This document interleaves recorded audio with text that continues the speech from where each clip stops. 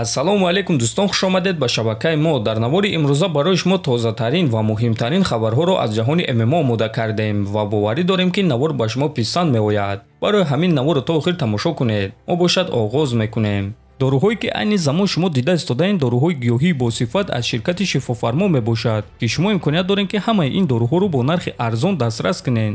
доруҳо барои хунукзадагӣ ва қавӣ кардани мардонагӣ, барои фарбе ва харобшавӣ, барои ришу мӯйсарбарорӣ, барои дарди дил, дарди мушакҳо ва ҳамчунин равғани сиёҳдона, ки пайғамбар саллаллоҳу алайҳи васаллам гуфта буд, ки ба ғайр аз марг ба ҳамаи дигар дардҳо даво мебахшад. худи ҳозир ба номерҳои дар рӯи экран буда занг зада доруҳои даркории худро харидорӣ кунед ва ҳатман аз номи канали Паҳлавон гап занед. ҳамин гуна шумо ҳам доруҳои даркории худро ба даст меоред ва ҳам канали моро сахт дастгирӣ мекунед. топови ҷангвари вазни ним вазни UFC Магомед Анкалаев пеш аз муҳориба зидди Ҷонни Уокер ваъда дода буд, ки муҳориба то сеюм раунд намеравад ва Магомед ин ваъдаи додаашро иҷро карда Уокерро дар дуюм раунд бо тариқи нокаут шикаст дод. акнун бошад Анкалаев ваъдаи нав дод. биён суханҳои ӯро гӯш мекунем. эй бачаҳо, ма дар суханҳои худ оиди Ҷонни Уокер ҷавоб додум. акнун ман муҳорибаи навбатии худро то охири дуюм раунд бо тариқи нокаут ба анҷом мерасонам, махсусан агар ки ман зидди Ҷамал Хил ё ин ки Алекс Перейра муҳориба гузаронам. дар муҳориба зидди онҳо ба ман гӯштин дар кор нест. ҳар дуи онҳо манаҳи суз доранд, навиштааст Анкалаев. дӯстон, хотиррасон мекунем, ки Ҷамал Хил чемпиони пешинаи вазни ним вазни UFC буд, ки ӯ камарбанди худро дар муҳориба бой додагӣ набуд. ӯ осеби вазнин гирифт ва камарбандро озод кард. акнун ӯ бошад худро барқарор карда ба муҳорибаҳо баргаштан мехоҳад. ана чемпион бошад айни замон Алекс Перейра аст. топови ҷангори вазни сабуки UFC Арман Царукян оиди рақиби дар пеш истодаи худ Чарлз Оливера фикрҳояшро баён кард.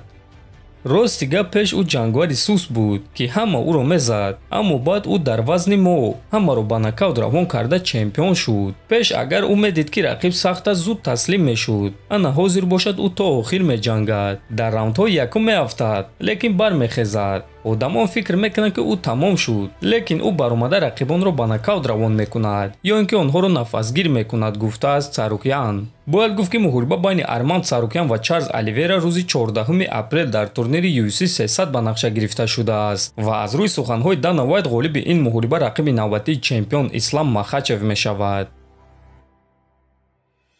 дӯстон, аллакай ин шом, аниқтара шоми 3 ба 4 феврал турнири UFC Fight Night баргузор мегардад, ки дар муҳорибаи асосии ин турнир ду ҷангвари вазни миёна Раман Дализе ва Насруддин Имамов вомехӯранд. дуюм муҳорибаи асосии турнир бошад муҳориба дар вазни сабук Ренато Майкано зидди Дрю Добер мешавад. боз аз муҳорибаҳои шавқовар Муслим Салихов зидди Рэнди Браун ва Алиасхаб Хизриев зидди Маҳмуд Муродов. турнир ин шом аз соати 0:30 ба вақти Москва ва 2:30 ба вақти Душанбе оғоз мегардад. ана муҳорибаҳои асосии турнир бошад аз соати 3:00 ба вақти Москва ва 5:00 ба вақти Душанбе оғоз мегардад. ссилкаи бепули пахши мустақими ин турнирро дар телеграм канали мо Паҳлавон теҷа пайдо карда метавонед. ссилкаи телеграм бошад дар описания ва дар якум комментария закрепитшуда. чемпиони вазни ним сабуки UFC Александр Волкановский бо чемпиони вазни сабук Ислам Махачев сеюм муҳориба гузаронидан мехоҳад. ман ҳама чизро мефаҳмам ва медонам, ки дарҳол ба ман реванш намедиҳанд ва ман худи ҳозир ин реваншро интизор нестам. ҳозир одамон савол дода мегӯянд, ки шояд ки вақти ӯ гузаштааст ва ман ният дорам, ки ба одамон хотиррасон кунам, ки ман киём. баъди ин кор ҳама боз фикрҳои худро иваз карда мегӯянд, ки дар вазни ним сабук барои ман рақиб нест ва онҳо мехоҳанд, ки ман барои камарбанди вазни сабук муҳориба гузаронам. ман ана ҳамин корро кардан мехоҳам. ман ба он ҷо баромада Топурияро шикаст медиҳам ва баъд мебинем, ки чӣ бояд кард. аммо дар ояндаи наздик ман аниқ ба вазни сабук мебарам, гуфтааст Волкановский. ногуфта намонад, ки муҳорибаи Александр Волкановский зидди Илия Топурия аллакай рӯзи 18 феврал дар турнири UFC 298 баргузор мегардад ва муҳорибаи асосии ин турнир хоҳад шуд. дӯстон, шумо сеюм муҳорибаи Ислам ва Волкро дидан мехостед ё ин ки ин муҳориба дигар шавқовар нест? метавонед фикрҳои худро нависед. ҳатман дар канали мо обуна шавед. то боздид хонободу сарбаланд бошед.